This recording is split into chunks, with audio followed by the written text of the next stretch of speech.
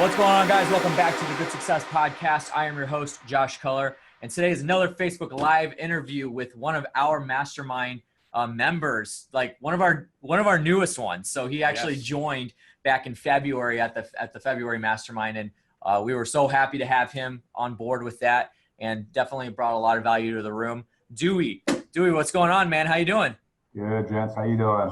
Awesome. So we're going to come back around to him after we talk a little bit about some events that are coming on, and then we'll have him introduce himself, and then we'll get right into the podcast. I'm excited about this one. We've got a couple of topics we're actually going to talk about that we haven't talked about on this show. So Dewey's going to be able to provide a lot of value there. So first thing is our mastermind. Our May mastermind is coming up May 9, 10, and 11. It is going to be in Chicago. Dewey, you're going to be there, right?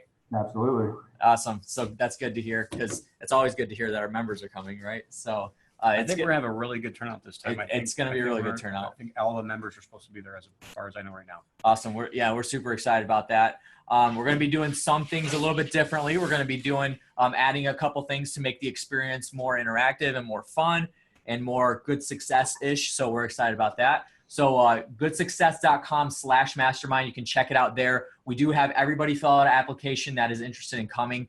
We don't just vet your numbers, but also who you are as a person. If you're a giver, if you have, if you take advantage of stewardship, if you're all about community, that kind of thing. So you're going to get to hear Dewey talk in just a few minutes. And so he encompasses all those things that we want in our mastermind, and so does everybody else in our actual group. So goodsuccess.com/mastermind. Kevin's going to be linking everything below that we mentioned. So you guys check that out. May 9, 10, 11 is our next event. After that is August 9, 10, 11, and that is also in Chicago. So it might be 7, 8, 9, but it's that same week. It's that same week. So somewhere in there, we'll get the links below for you guys. The next thing is, this is the one that we're super pumped about, because this is our first event that we're doing for this. You guys have heard us talk about it several times. It's the Community Go-Giver event. We have a lot of big things going down, like a lot that are every week that we mention this, we actually have something new going on.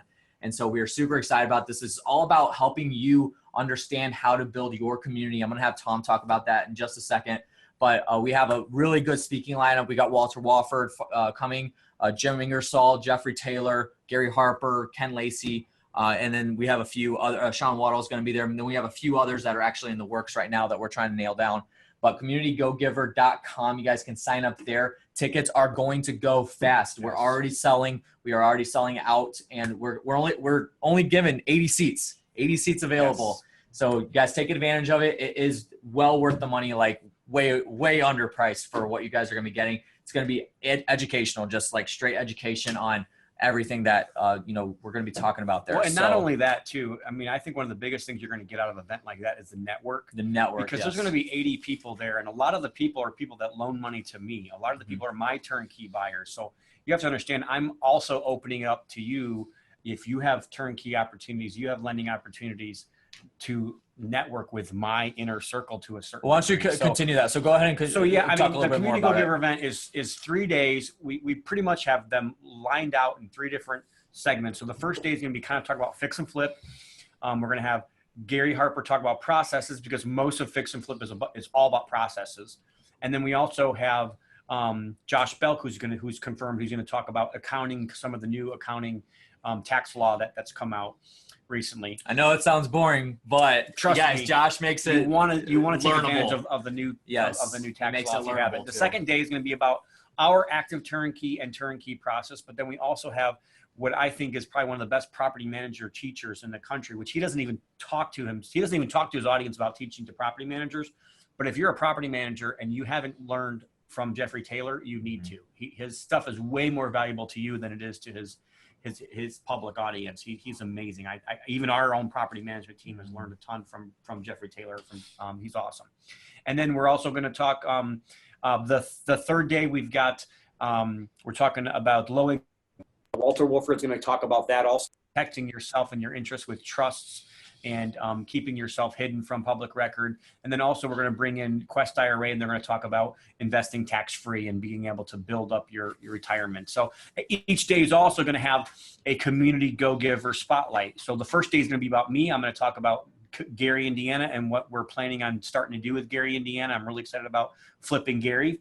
The second day I haven't confirmed yet. I'm not going to even mention who's going to be there, but if we're working on if that. the person does confirm, I think you'll be really excited to see it. And the third day I have Ken Lacey from Veterans Path Up that's going to talk about what he's doing with Veterans Path Up as well. So, and then every day also we're going to have a we're going to go look at properties. We're going to go look at fix and flips the first day, turnkeys the second day, low income housing the third day, and we have 3 days: Tuesday night, Wednesday night, and Thursday night. We're going to have a place, and we're going to have a great community networking event basically every single night. So you're going to be able to connect with each person. Also, every single day, something maybe you just talked about this week that we change is every single person that comes is going to get the opportunity to be able to selfishly say, this is what I'm here for. So if you're looking for lenders, you're looking for Monday, say it. If you're looking, a lot of guys are lenders. They're going to be coming. They're going to be saying, hey, I'm looking for places to be able to deploy my money.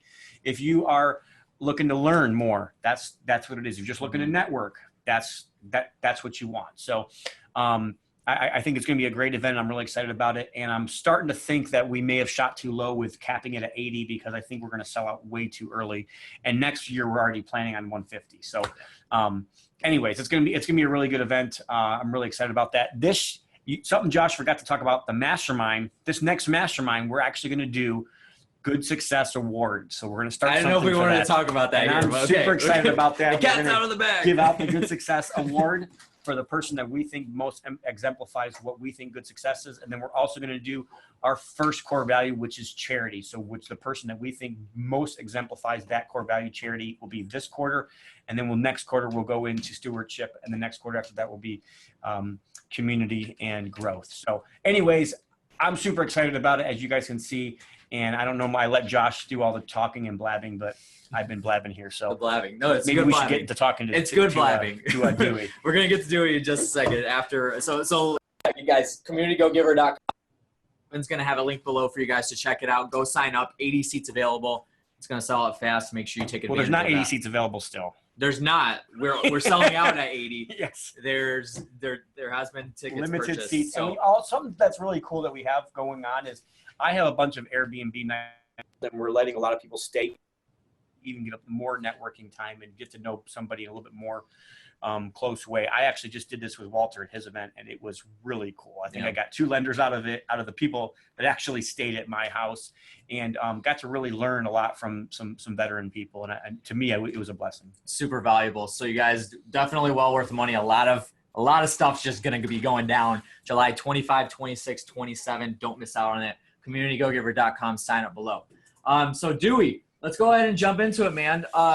Sorry for us, like Tom said, we were both blabbing the entire time, but definitely want to talk about that stuff. But now it's time to get to you. So if you could do us a little bit of a favor, and those of you, actually, if you are watching live right now, make sure you give these likes, and make sure you give big thumbs up, hearts, and whatever emojis are on Facebook where you can click it, and then also share this around. Share it right now. Share it around. We would love for you guys to get this out to our real estate investing community.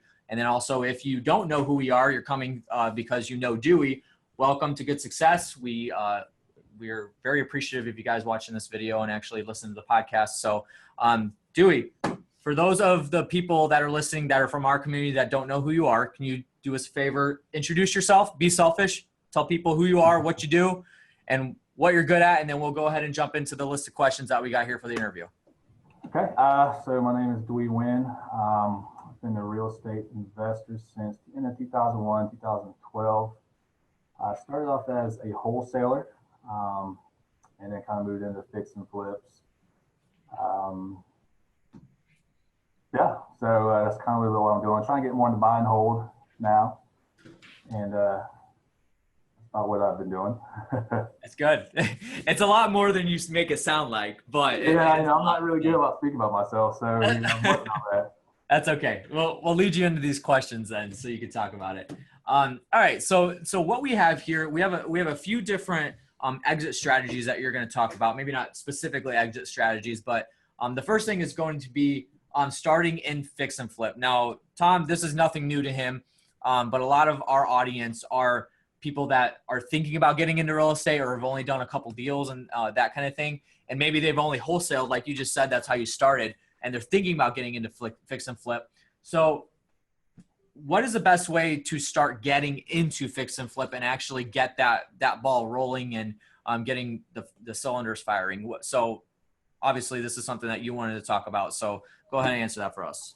I think as far as getting into real estate, I mean, I think everybody should at least know how to wholesale. At least that's the easiest way I think is to get involved. You know, and wholesaling is just locking a property up in a contract with an assignable contract and then assigning the contract to another buyer or cash investor. So I think that's the easiest way. You know, nowadays with technology and all of that, I think it's a lot easier to build your buyer's list, to build your seller's list, and kind of do the marketing. You know, I looked on Facebook groups now, and you know, you can put one post out there that says, "Hey, I have properties in Central Florida. Drop your name and email below," and I will see 150 emails of cash buyers, you know, ready to buy. Wow. So I think at that time, you know, when I started wholesaling, it was a little bit harder for me, just getting started. I had a handful of investors that I just kind of catered to. So I knew what they were looking for. I knew what they were buying. And that's all I was going out to find was the properties for them. So I don't think you need a ton of investors, you know, that you need to cater to, but you need a good solid handful of ones that you can cater to. I think you can get really successful just doing that, at least to start off. So wholesaling, I think, is the best way to get involved.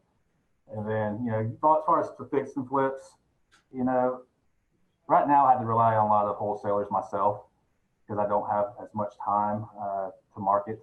So you actually buy the houses from the wholesalers? Correct. So I would be your cash buyer, you know. And so I've been buying a lot from wholesalers.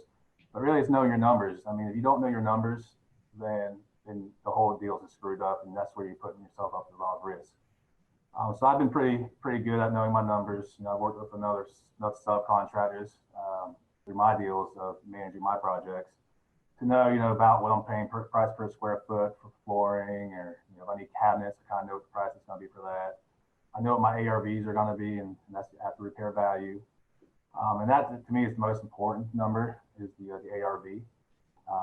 Because if you're wrong with that number there, then the whole deal is screwed up and all your numbers are off. So I think really learning how to pull comps in your area, you know, go out to look at properties is important. So you can kind of compare. You know, I don't buy any deal without seeing it first. I like to touch and feel the property. So you actually go out and look at the properties, or you have somebody else go out and look? Currently, I have myself going out. Eventually, I would like to have, you know, an acquisitions manager to go out there for me. I'm not at that level yet. I just went full-time here in January. So I still go to every property myself and evaluate that way. Okay. So you talked about starting in wholesale, and the way, and I think you described it pretty well. Like I would describe maybe my acquisitions department. So like, if you think about a business in itself, you can create a whole business out of just acquiring properties, because that's really all you're doing, right? I mean, you basically found buyers first, and they told you this was my criteria, and then your whole business model is basically just built on finding them properties, right? Absolutely. Right. So if you think about it, like that can be a whole business in itself, or that can just be part of your business. But if you're the one doing it all, then you can't do both. So in order for you to take this next jump, you've decided, well, I'm not going to do this piece as much anymore. I'm going to buy from wholesalers. But what I'm going to really focus on is I'm going to know my numbers. I'm going to know how much I need to spend, how much I can sell the property for. And as long as somebody else can still deliver me that product at that price, then it makes sense. Right. Right. So it's awesome. I mean, so like, so in our businesses, every single department in our business has to have momentum. And Jeff Johnson was just talking about this as well. Like he would get to the point where he'd buy a house and then he'd spend all of his time on rehabbing the house, and then he'd go to get the house sold and closed, and then he'd get 2 or 3 done, and then he's like, holy crap, I got to go find another house again. You know, so it was like this, he learned that he had to get like somebody that was doing the acquisition for him, and then somebody that was closing the properties, and somebody that was rehabbing the properties. And so anyways, I think that's just a good lesson. And I think that it's good to see Dewey here, who he's not a beginner. I mean, he's been doing this for a while. He's made a good living doing this. He's a really good guy, knows what he's doing. But it's kind of at the beginning stages of building this larger empire that he's doing. So why don't we talk about some of those fix and flips that you've done? Have you done pretty well with those? Yeah. I try to budget, again, knowing your numbers and what you're comfortable with making. A lot of newer investors right now are willing to make $10,000, $15,000, on a deal. I try to build in $30,000 or 70% of the ARV there for the profit. It's kind of where I try to land my numbers, and so far we've been pretty successful. Good. With that, awesome. Yeah, so I know Tom has a strong opinion about making 15 grand on a flip. No, I don't like that. That's not good. Yeah, I'll look at 100 deals and buy one. So what's worse than making $15,000 on a flip is losing $15,000. Yeah, that's true. That's not good either. So be vulnerable here. Did you start off doing deals that way? Were you making that much on a flip, or did you automatically know that, hey, I got to make a certain amount in order to make this work for me? Well, when I started wholesaling, that's what kind of towards the end, or right there where the short sales are just kind of teeing off a little bit. But that's kind of how I started. I was buying a lot of short sales and flipping my short sales to other investors. But my assignment fees were anywhere from $2,000 to $5,000. I mean, nowadays I pay wholesalers up to 25, for one property if the numbers work. So I think there's a lot more opportunity right now for wholesaling type of properties. But yeah, I was willing to make $2,000 to $5,000 per flip. I think my first rehab, I made $16,000 on that project, but that was me doing all of the work as well. I didn't have the money to hire any subs or anything like that. So I was hanging cabinets, on one shoulder of my hand, around my, just doing everything by myself, learning how to texture walls, paint, everything. Just learning on my own, man. So that was a neat experience. I don't think that was for me to continue to do that. And I'm definitely liking the systems I have now, at least in place with my contractors that I use. What's good about doing it yourself a couple of times is what it actually takes. So Right. Number one, when the guys are like telling you this is what it's going to take, and you're like, okay, I understand. So you helps you understand the contractor. On the flip side, when somebody's BSing you and they're like, this is going to take me 16 hours to hang these 5 cabinets. And you're like, no, it's not. So it's kind of good on both sides. I mean, I started in construction. I've been in construction since I was 12 years old. So, knowing when a contractor is really telling the truth or not is very valuable. And having a good contractor is a really valuable resource too. So knowing the mindset of the contractor, I think, is really important. So starting off, you're saying that you're hanging cabinets and you're actually doing the work there. So what was probably the breaking point for you to actually, because I assume you're not hanging cabinets anymore, right? No. Okay. So transitioning to that period where now, so at first you were actually doing the work at the houses. Now you're not. What's the transition period look like for somebody that's thinking about getting into fix and flipping, and maybe they are, per se, hanging drywall and putting up cabinets and stuff like that? When I sat back and kind of looked at, everything, at the time when I got back, because I did take off 2015 to kind of focus on my career, my 9 to 5. So when I got back into real estate in 2016, I kind of just jumped right into fix and flips. And it really was just time. I didn't have the time to do it anymore. I was working, I was coaching at my gym. I was trying to do real estate on the side. I still had an embroidery machine at the time. So I was working basically 4 jobs every single day when I first started back in there. So it was tough.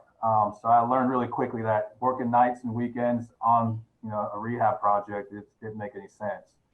So I had to focus more on, finding the properties, which was kind of more what I was used to in the beginning, and kind of what I was better at. And that kind of, that's where my focus needs to be, not putting up cabinets and doing tile and all of that. Because you don't save much money doing that. Yeah. Yeah. It's how much is your time worth?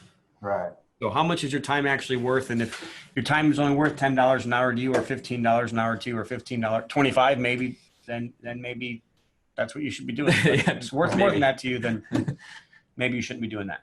Right. So now, total involvement, I may have 10 hours in the whole project, from start to finish, and my actual involved time, it's not very much. Gotcha. Awesome. All right. So moving on to the next thing that we got here. So this is a complete different direction that we're going to go. So When I asked you what things you felt comfortable talking about, one of the things that you said was structuring creative JV deals on the rehabs. So can you elaborate on that a little bit more and then talk about how you actually utilize that? Yeah, so when I first started back in 2016 and then jumped right into rehabs, I didn't have a ton of money. I was just trying to rebuild because I lost everything back in 2012. In a dry cleaner for 10 years, sold out, thought I was a big shot out of his money and ventured to all these different things. And all the businesses I ventured into failed. So 2012, I kind of just did a reset and started over. So when I started back in 2016, I had to get really creative, and finding ways to fund the project, fund the rehab, fund all these different things because I didn't have the money, I didn't have the credit to do it. So I leveraged a lot my Lowe's card, you can pay 6 months interest free. So I was buying material that way. But the different structures that I was doing, I was finding somebody to fund the full project, full renovation, purchase price, and I would give up half of the partnership or 50%. I would find rehab partners to where they would fund, my subcontractors I use now. I actually partner up with them, and they would fund their labor, so they don't get paid on their labor. They would fund, all the material costs and all that, and I just purchased the property. So you just got to get creative in those types of ways to make the deal work. If you don't have the cash, you just got to create ways to get it. Now, how do you do that? How do you do that? Yeah. Well, you have trusting friends and family. So it's networking. It's networking. All right, that's the common denominator for every person we interview.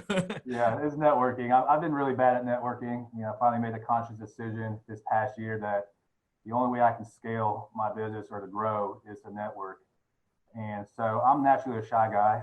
I don't really like to talk about myself. I don't really put myself out there. So networking for me is kind of tough. But I think you grow the most when you put yourself in those uncomfortable situations. And that's what I decided to do this past year. And I'm getting out there trying to go to all these pizzeria meetings and all that, these little mastermind groups. And that's why I'm thankful for the Good Success group, which you guys have given me. It just opened up my mind to all the gaps and everything that I'm missing in my business, and not only the business but personal life as well. Awesome. Yeah, that's one of the things that Jeff Johnson, from North Carolina, he actually said when we were on a podcast with him a few weeks ago, is that he is in the same boat when it came to networking, as he wasn't comfortable with doing it at first because he's typically not like an extrovert when it comes to, talking to people, especially that he doesn't know, more importantly, but people that are in his industry that he needs to network with. He felt like the little guy and he couldn't bring value. But what he said was at the end of the day, he just had to focus on what value, they're going to bring to him, but also just listen to people and just talk to them and go out of your way, be comfortable with being uncomfortable. So end all be all, that's what it comes down to, is if you really are in the position where you're just maybe not good at networking, but you're just not comfortable with it yet, then just do it. Just go, don't even think about it, and start getting comfortable with being uncomfortable. And then you're going to start creating these relationships, because I'm sure that's what happened with these JV deals, is that you created these awesome relationships with people that, you wouldn't have if you didn't come out of your shell, essentially. So, yeah, I think another part of this is people don't realize how much a part of communication listening is. And you don't have to go out there and talk to anybody. You can just kind of hang around and just listen, and people take that to heart, if you'll just listen to them. So especially sometimes the older veterans, I love listening to the guys that have been doing real estate for 30, 40, 50 years and learn through all of the mistakes that they made. They've been through 2 or 3 cycles. Right. Already. So I love just listen. And sometimes that's all they want. They just want somebody to listen to them, and they'll just teach you so much stuff if you'll just sit there and listen to them. So you don't have to be a good networker or a good communicator, speech wise, to be able to network. You really can network by just asking a couple simple questions and being heartfelt and vulnerable yourself, and just, asking for answers, and you'll be shocked at what people will tell you. So is there anything else that you want to elaborate on when it comes to the JV deals? I mean, so JV, just by the way, does not stand for junior varsity. We had that question on one of our feeds a couple feeds ago. So yeah. So is there anything else that you want to elaborate on when it comes to the structuring creative JV deals? You know, really just doing what you say you're going to do is just, I think, the main key. You know, I try to, you know, under promise and over deliver on everything that I do. So even when I run my numbers, I try to, you know, over project, you know, the rehab and all that. And I've been successful doing that, but really just working hard. I mean, all the people that are currently JVing with me know my work ethic. They know I bust my hump, you know, and I try to, you know, work with integrity. I try to do what I say I'm going to do every single time.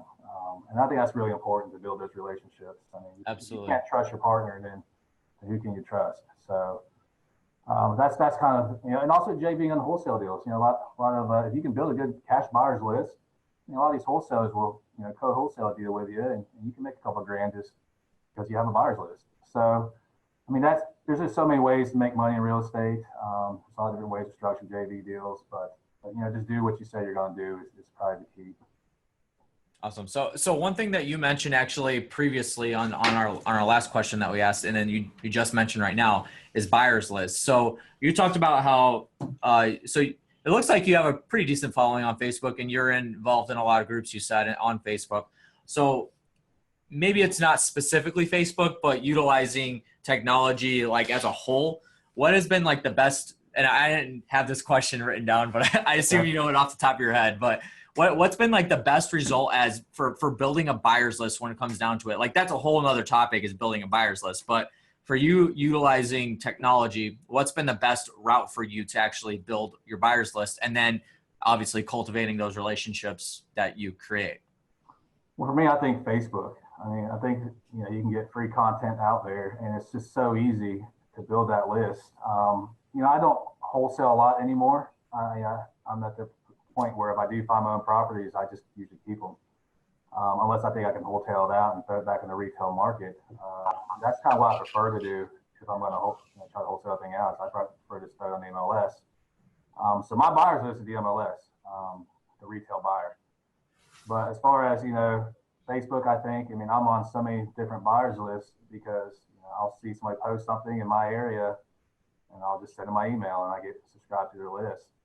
So I think that is the easiest way to get out there and build a buyer's list, is just do that. Or if you have a realtor that you work with, you know, they can give you a list of all the cash buyers in your area that, you know, bought and sold property on the MLS. Awesome. So what is your favorite Facebook group that you get on for this kind of wholesaling or buying from wholesalers, or do you have a favorite? I don't have a favorite. I'm in so many different ones, and I'm in so many different, I get on so many different lists. It's hard for me to pinpoint exactly which ones are selling me all the good deals. But I think even doing the Facebook Live stuff, you know, I like to do a little walkthrough of properties that, you know, I buy, or just kind of show people the projects. And I think just doing that, I get put on the preferred list of most of these wholesalers. So lots of times I'll get the deal before they send out to their big mass general list. I'll get the call first.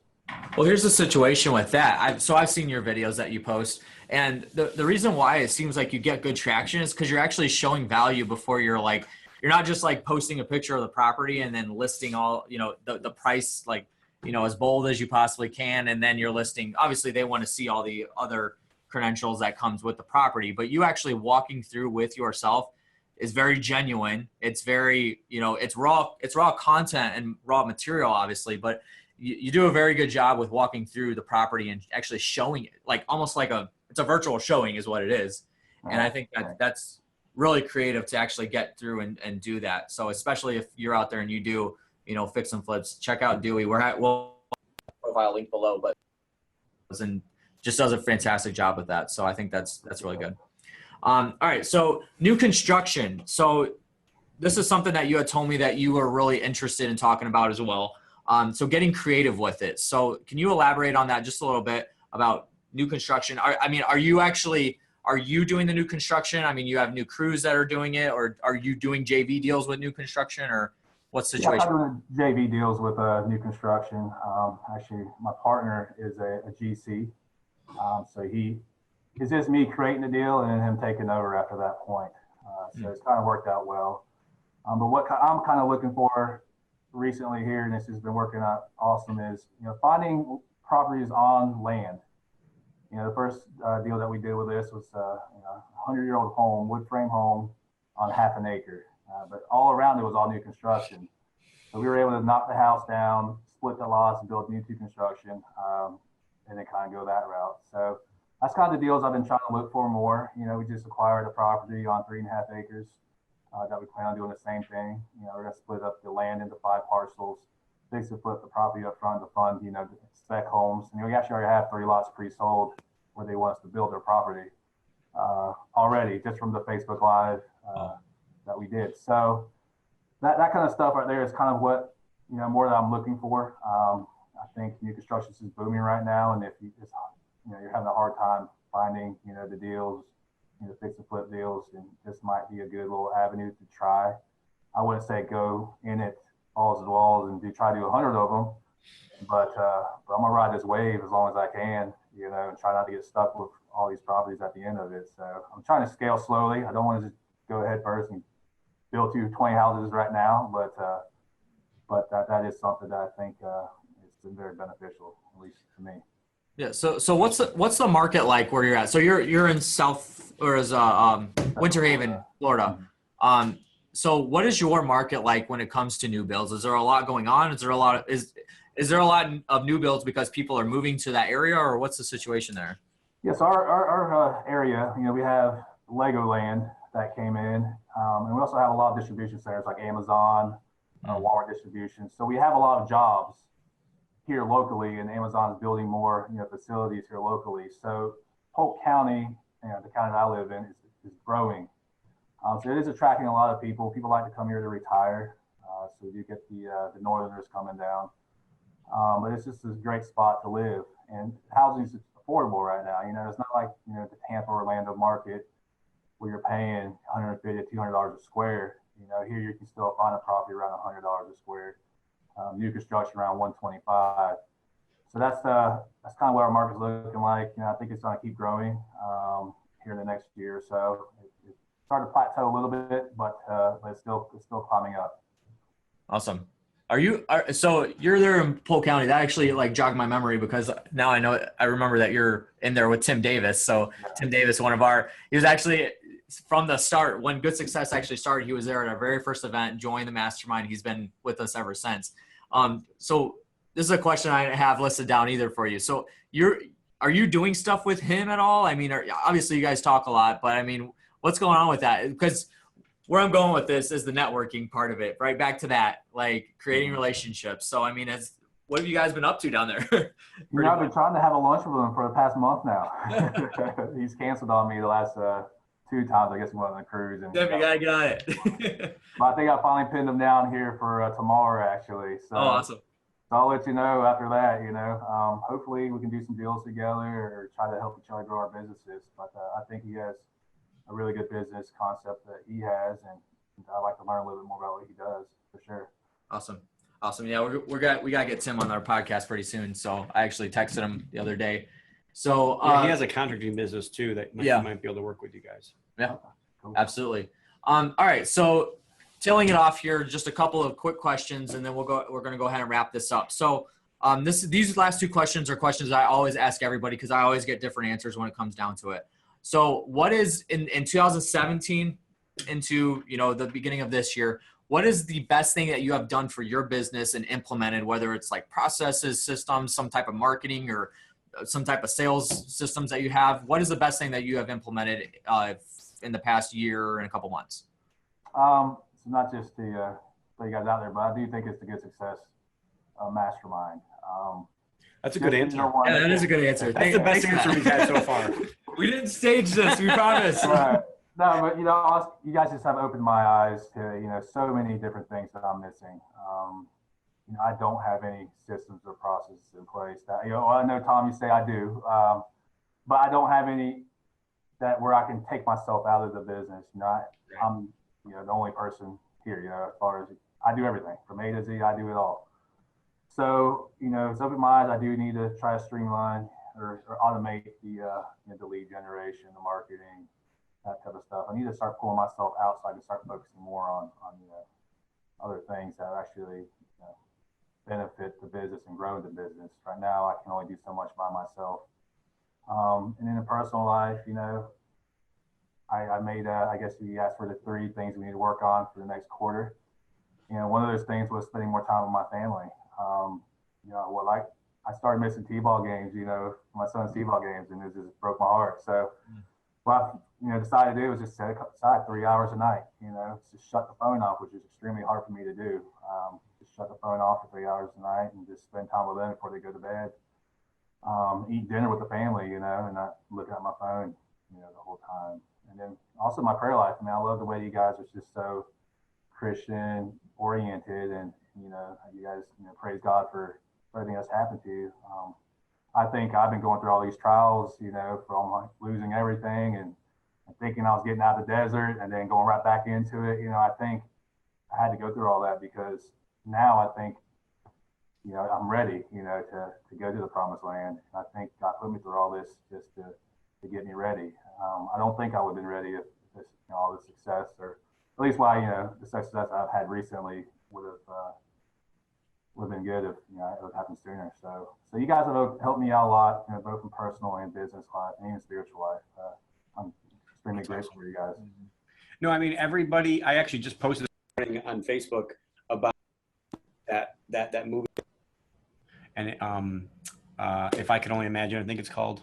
Yeah, something like that. And it's so true. Like so many of us in life, like we try to like fight where we came from, and we can try to fight like all the stuff that we think is bad that happened to us. But like we have to just find a way to turn around and face it and understand that we are here for a purpose, and we can't hit that purpose unless we go through what we have to go through. And it's like once you realize that and embrace that, everything just you start looking at life and your business a completely different way. So I definitely appreciate, the applause for us, but I just think it's so true. And it's something that I'm super passionate about, is trying to get everybody to realize that you have a purpose, and what you're going through now is preparing you for that purpose. And it's just up to you whether you're going to hit your potential or not, and if you're going to actually do it or not. And I also love the fact, what's really important. We talked about that in the last mastermind, like what's really important. Yes, your family is very important. Your business is important. All those things are important. You got to like chunk out that time to be able to make sure you can get to all those things. There's no secret sauce. You have to figure it out on your own. No. So figuring it out for sure. Awesome. Yeah, I like all that too. And in addition to that, embracing that. So a little bit off topic, is my mom actually she just had her 26th surgery in the last 19 years. So she's definitely a trooper, right? But the biggest thing is she embraces that. And she had breast cancer when I was in 6th grade, and stage 5, we thought we were going to lose her. But now she's actually turned around and taken all of those trials that she's had, and she helps people all the time, just try to get through that kind of stuff. And so I think embracing that, and not just, you helping yourself through that, and, realizing that you're stronger now, but now you can help other people that are going through those trials and struggles. So I think that's fantastic, is embracing it and then turning around and using that, being a conduit instead of a bucket. That's awesome. So that's what good success is all about. Absolutely. So appreciate that. Yeah, we definitely appreciate that. So the last thing here. So if you, let's just say, so we have a few people that are on here probably that are thinking about getting into real estate investing, or maybe they just started or whatever. If you had one thing that you knew when you started in real estate investing, that you wish that you knew, that you know now. I don't know if that was confusing. I don't know if I worded that confusing. Do you get what I'm saying? I'll pick it up now. I kind of like worded it weird, and I started off it, and I just had to go with it. Started in 2015, right? Right. So something that you didn't know then that you know now. That you wish you knew then. Yeah, that you could tell somebody that's getting into real estate. There you go. Just that I could do it. I didn't have the confidence to go full time into real estate. That's why I held on to all these different side hustles, and I kept real estate as a side hustle instead of making it my primary focus.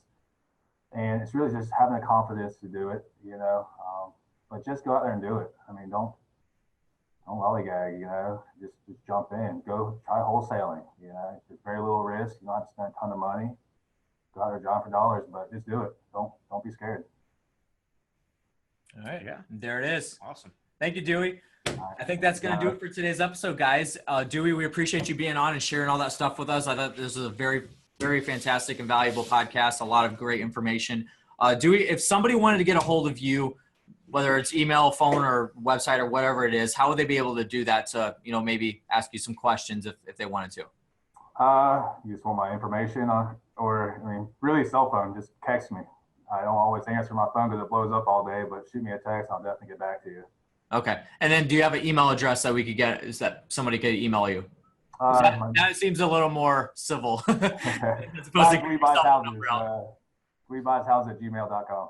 All right, there you go. So we'll have that link below for you guys to check that out. So Dewey, thanks again for being on, and we look forward to having you back. We look forward to seeing you in May. I have one more question. Tom's got one more question. All right. So Dewey, are you still doing 50-50 joint partnerships with your money lenders? Not all of them. Because if you are, I'm interested. So, I definitely keep you involved in the next one. If you want to overpay me, I'll let you if you really want me to. So I thought I know you've been telling me I keep overpaying. I thought we talked. So if you're lenders and you're listening to this, he's overpaying you. Just so you know. And I'm definitely willing to come in your place. Tom will do 49%. 49%.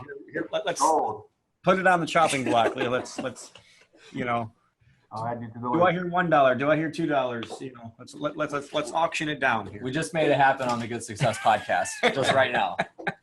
Awesome stuff. So Dewey, again, thanks for being on, and we look forward to having you back and seeing you in May. Yes. See you later. All right. So guys, the Community Go Giver event, we have all the links below. Make sure you check that out, communitygogiver.com. We have 80 seats available, not now, but that's what we're selling out at. And Tom talked about it a little bit at the beginning of the podcast, and we're going to bring all kinds of people into our actual office over here in Gary, Indiana. And one of Tom's visions and the company's visions is to actually flip the city of Gary. We're going to talk about steps that we're going to take to actually make that happen, and how you guys can take steps in your community to help it out and make it better.